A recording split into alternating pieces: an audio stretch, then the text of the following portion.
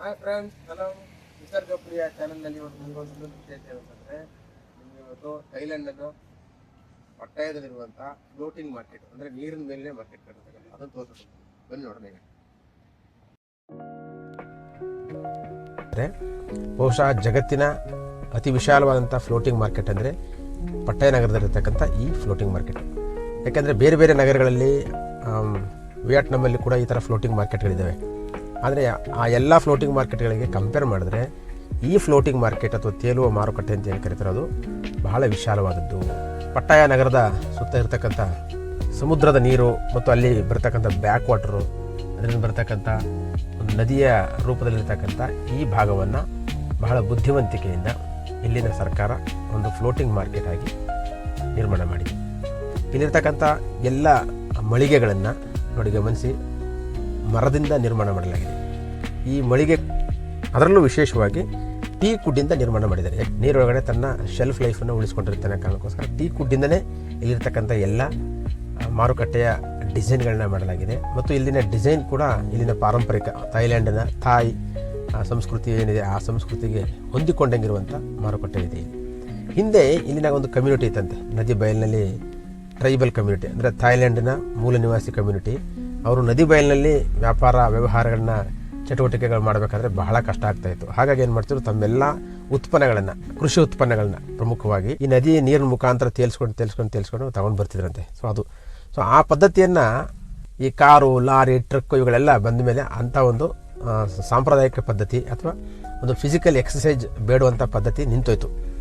ಆದರೆ ಆ ಪದ್ಧತಿಗೆ ಒಂದು ದೇಶೀಯತೆ ಇರೋದ್ರಿಂದ ಅದಕ್ಕೊಂದು ದೇಶೀಯ ಟಚ್ ಕೊಡಬೇಕು ಅನ್ನೋ ಕಾರಣಕ್ಕೋಸ್ಕರ ಆನಂತರ 2008 ಅಷ್ಟೊತ್ತಿಗೆ ಇಲ್ಲಿ ಒಂದು ಫ್ಲೋಟಿಂಗ್ ಮಾರ್ಕೆಟ್ ಕಾನ್ಸೆಪ್ಟನ್ನ ಅವರು ಸರ್ಕಾರದವ್ರು ತಯಾರು ಮಾಡಿದ್ದಾರೆ. ಅದು ಇದರ ಹಿಂದಿರ್ತಕ್ಕಂಥ ಉದ್ದೇಶ. ಇದೊಂದು ರೀತಿಯಲ್ಲಿ ಕಮ್ಯುನಿಟಿ ಬೇಸ್ಡ್ ಕಲ್ಚರಲ್ ಟೂರಿಸಮ್ ಅಂತ ಕರೀತಾರೆ ಇದನ್ನು. ಸೊ ಇಲ್ಲಿ ಬೇರೆ ಬೇರೆ ಕಲ್ಚರಲ್ ಪ್ರದರ್ಶನಗಳು ನಡೀತಾ ಇರ್ತವೆ. ಇಲ್ಲಿ ಉದ್ದಕ್ಕೂ ಅಲಾಂಗ್ ದಿ ಮಾರ್ಕೆಟ್ ನೀರೇ ಇರೋದ್ರಿಂದ ಈ ನೀರಿನಲ್ಲಿ ಪ್ರವಾಸಿಗರು ಸ್ವಯಂ ಒಂದು ಬೋಟ್ ತೊಗೋಬೋದು. ಇಲ್ಲಿದೆ ಬೋಟ್, ಈ ಥರ ಆ ಬೋಟ್ ತೊಗೊಂಡು ಆ ಬೋಟ್ನಲ್ಲಿ ಅವರೇ ಸ್ವಯಂ ಹುಟ್ಟು ಹಾಕೊಂಡು ಕೂಡ ಆ ಉದ್ದಕ್ಕೂ ನೋಡ್ಕೊಂಡು ಬರ್ಬೋದು ಅದನ್ನು.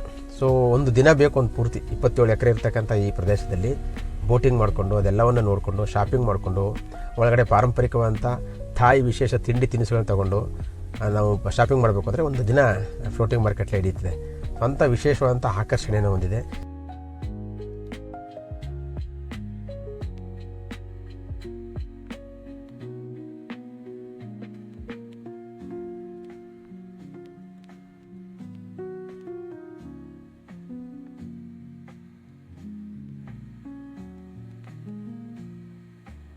ಅವತ್ತು ಆಲ್ಮೋಸ್ಟ್ ಎಲ್ಲ ಮುಗಿದೋಗಿತ್ತು, ಸಂಜೆ ಟೈಮ್ ಹೋಗಿದ್ವಿ, ಹಂಗಾಗಿ ಇದೆಲ್ಲ ನೋಡೋಕ್ಕೆ ಸಾಧ್ಯ ಆಗಲಿಲ್ಲ. ಆದರೆ ಇಲ್ಲಿ ಮಾರ್ಕೆಟ್ನಲ್ಲಿ ಬೆಲೆ ಪಟ್ಟಾಯ ನಗರಕ್ಕೆ ಕಂಪೇರ್ ಮಾಡಿದ್ರೆ ಇಲ್ಲೂ ಕೂಡ ಅಷ್ಟೇ ಬೆಲೆ ಇದೆ, ಬೆಲೆ ಏನು ಹೆಚ್ಚಿಗೆ ಇಲ್ಲ ಇಲ್ಲಿ. ಹಾಗಾಗಿ ಎಲ್ಲ ಥರದ ಇಲ್ಲಿನ ಪಾರಂಪರಿಕ ವಸ್ತುಗಳಿರ್ಬೋದು, ಬೇರೆ ಬೇರೆ ಥರದ ಮೌಲ್ಡ್ಗಳಿಂದ ಮಾಡುವಂಥ ಇರ್ಬೋದು, ಅಥವಾ ಬಟ್ಟೆಗಳಿರ್ಬೋದು, ಥೈಲ್ಯಾಂಡ್ಗೆ ಸಂಬಂಧಪಟ್ಟಂಥ ಬಟ್ಟೆಗಳು, ಥೈಲ್ಯಾಂಡಿನ ವಿಶೇಷ ತಿಂಡಿ ತಿನಿಸುಗಳು ಇಲ್ಲಿ ಸಿಗ್ತವೆ. ಸೊ ಹಾಗಾಗಿ ಒಂದು ರೀತಿಯಲ್ಲಿ ಮಕ್ಕಳನ್ನ, ಇಡೀ ಫ್ಯಾಮಿಲಿನ ಕರ್ಕೊಂಡೋಗಿ ಮನೋರಂಜನೆ ಮಾಡೋದಕ್ಕೆ ತುಂಬ ಅದ್ಭುತವಾದಂಥ ಪ್ಲೇಸು. ನಿಧಾನಕ್ಕೆ ನಡೀತಾ, ಒಳಗಡೆ ನೆರಳಲ್ಲೇ ನಡೀತಾ, ಪಕ್ಕದಲ್ಲಿ ನೀರು ನೋಡಿಕೊಂಡು ಒಂದು ರೀತಿ ಮನೋರಂಜನಾತ್ಮಕವಾಗಿ ಇದನ್ನು ಡಿಸೈನ್ ಮಾಡಿದ್ದಾರೆ. ಹಾಗಾಗಿ ಈ ಫ್ಲೋಟಿಂಗ್ ಮಾರ್ಕೆಟ್ಗೆ ಹೋದರೆ ಅಲ್ಲಿನ ತರಕಾರಿಗಳಿರ್ಬೋದು, ಹಣ್ಣುಗಳಿರ್ಬೋದು, ಎಳ್ನೀರಿರ್ಬೋದು, ತಿಂಡಿ ತಿನಿಸುಗಳಿರ್ಬೋದು, ಬಟ್ಟೆ ಬರೆಗಳಿರ್ಬೋದು, ಅಥವಾ ಅಲಂಕಾರಿಕ ವಸ್ತುಗಳಿರ್ಬೋದು, ಇವೆಲ್ಲವನ್ನು ಖಂಡಿತವಾಗ್ಲೂ ನೀವು ಒಳ್ಳೆ ಪ್ರೈಸಲ್ಲಿ ಪರ್ಚೇಸ್ ಮಾಡ್ಬೋದು. ನೀವು ಕೆಲವು ವೇಳೆ ಅದನ್ನ ಬಾರ್ಗೇನಿಂಗ್ ಮಾಡಿದ್ರೆ ಇನ್ನೂ ಕಡಿಮೆಗೆ ತೊಗೋಬೋದು. ಯೂಶ್ವಲಿ ಭಾರತೀಯರು ಬಾರ್ಗೇನಿಂಗ್ ಮಾಡ್ತಾರೆ ಅನ್ನೋದ್ರ ಬಗ್ಗೆ ಒಂದು ಕಂಪ್ಲೇಂಟ್ ಇದೆ. ಹೇಳ್ದಷ್ಟು ಕೊಡಲ್ಲ, ಇನ್ನೂ ತುಂಬ ಕಡಿಮೆ ಕೇಳ್ತಾರೆ, ವಿಪರೀತ ಹಿಂಜ್ತಾರೆ ನಮ್ಮ ಹತ್ರ ಅನ್ನುವಂಥ ಒಂದು ಕಂಪ್ಲೇಂಟ್ನ ನಾನು ಕೇಳಿದಾಗ ಅನೇಕರು ಮಾಡ್ತಾರೆ. ಹಾಗಾಗಿ ಭಾರತೀಯರ ಮೇಲೆ, ವಿಶೇಷವಾಗಿ ಅವ್ರ ಮೇಲೆ ಒಂದು ರೀತಿ ಸಿಟ್ಟು, ಅಸಹನೆ ಇದೆ ಅವರಿಗೆ, ಥೈಲ್ಯಾಂಡ್ನ ಜನಗಳಿಗೆ. ಯಾಕೆಂದರೆ ಅವರು ಒಂದು ಶಿಸ್ತನ್ನು ಫಾಲೋ ಮಾಡಲ್ಲ, ಅಥವಾ ಒಂದು ಮಾತಿಗೆ ತುಂಬ ಚರ್ಚೆ ಮಾಡ್ತಾರೆ, ಅಥವಾ ತುಂಬ ಬಾರ್ಗೇನ್ ಮಾಡ್ತಾರೆ ಎನ್ನುವಂಥ ಒಂದು ಕಂಪ್ಲೇಂಟ್ ಇದೆ. ದಯಮಾಡಿ ಭಾರತೀಯರಲ್ಲಿ ಹೋದರೆ ಮಾತಾಡಿ, ಅವ್ರ ಜೊತೆಗೆ ಒಂದು ವಯಾ ಮೀಡಿಯಾದಲ್ಲಿ ಮಾತಾಡ್ಬೋದು. ಆದರೆ ತೀರಾ 100 ರೂಪಾಯಿನ ಒಂದು ವಸ್ತುಗೆ 20 ರೂಪಾಯಿ ಕೊಡುವಂಥ ಭಾರತದಲ್ಲಿ ನಾವು ಚರ್ಚೆ ಮಾಡ್ತೀವಲ್ಲ, ಆ ರೀತಿ ಚರ್ಚೆಯನ್ನು ಅವ್ರು ಅಲೋ ಮಾಡಲ್ಲ. ತುಂಬ ಕೆಟ್ಟದಾಗಿ ಅವ್ರ ಜೊತೆ ಬಿಹೇವ್ ಮಾಡಿದ್ರೆ ಅವ್ರು ಮತ್ತೆ ಮಾತಾಡಲ್ಲ ನಿಮ್ಮ ಜೊತೆ, ಅಂಥ ಸೆನ್ಸಿಟಿವ್ ಆಗಿರುವಂಥ ಜನಗಳವರು. ಸೊ ಹಾಗಾಗಿ ಒಂದು ವಯಾ ಮೀಡಿಯಾದಲ್ಲಿ ಅವ್ರ ಜೊತೆಗೆ ಪ್ರೀತಿಯಿಂದ ಮಾತಾಡಿದ್ರೆ ಖಂಡಿತವಾಗ್ಲೂ ನಮ್ಮನ್ನು ಗೌರವಿಸ್ತಾರೆ. ನಾನು ಕಂಪೇರ್ ಮಾಡ್ದಂಗೆ ಈಗ ಥೈಲ್ಯಾಂಡಲ್ಲಿ ರಾಜಧಾನಿ ಬ್ಯಾಂಕಾಕ್ನಲ್ಲಿ ಪರ್ಚೇಸಿಂಗ್ ಮಾಡುವಾಗ ನಿಮಗೆ ಕಡಿಮೆ ಸಿಗುತ್ತೆ. ಆದರೆ ಟೂರಿಸ್ಟ್ಗೆ ತುಂಬ ಇಂಪಾರ್ಟೆನ್ಸ್ ಇರುವಂಥ ಪಟ್ಟಾಯದಲ್ಲಿ ಎಲ್ಲ ಕಡೆಯೂ ಅಲ್ಲಿನ ವಸ್ತುಗಳಿಗೆ ಕೆಲವು ಮಾರ್ಕೆಟಿಂಗ್ ಮಾಡಬೇಕಾದ್ರೆ ಸ್ವಲ್ಪ ಜಾಸ್ತಿನೇ ಇರುತ್ತೆ. ನಮ್ಮ ದುಡ್ಡಿಗೆ 3ರಷ್ಟು ಜಾಸ್ತಿ ಅಲ್ಲಿ ದುಡ್ಡು. ಅಂದರೆ ನಮ್ದು ₹1 ಅವ್ರು ₹1 ನಾವು ₹3 ಖರ್ಚು ಮಾಡಬೇಕು ಒಂದು ತಾಯಿ ಬಾತ್ಗೆ. ಅದು ನಮ್ಮ ದುಡ್ಡಿನ ವ್ಯಾಲ್ಯೂ ಥೈಲ್ಯಾಂಡಲ್ಲಿ.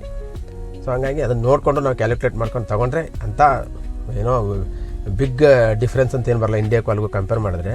ಹಂಗೆ ನೋಡಿದ್ರೆ ಇಂಡಿಯಾದಲ್ಲೇ ನಮಗೆ ತುಂಬ ವಸ್ತುಗಳು ಕಡಿಮೆ ಸಿಗ್ತವೆ.